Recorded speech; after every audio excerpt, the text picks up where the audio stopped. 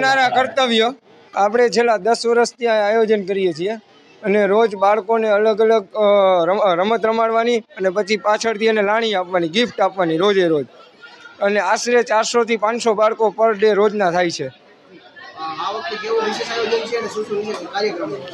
આ વખતે આપણે ગણપતિમાં લઈને આવતીકાલે જોકર અને ભૂતનો કાર્યક્રમ છે. એના પછી સોસાયટીની નાની નાની બાળાઓ ડાન્સ કરવાના છે, ગરબા રમવાના છે.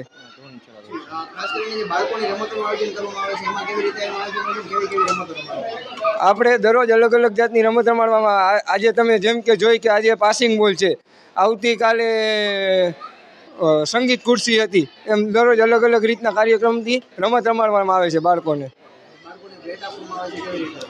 બાળકોને અલગ અલગ ભેટ આપવામાં આવે છે, જેમ કે પેડ, પાણીની બોટલ, જેમ કે એને કામમાં આવી શકે તેવી વસ્તુ એને ગિફ્ટમાં આપવામાં આવે છે.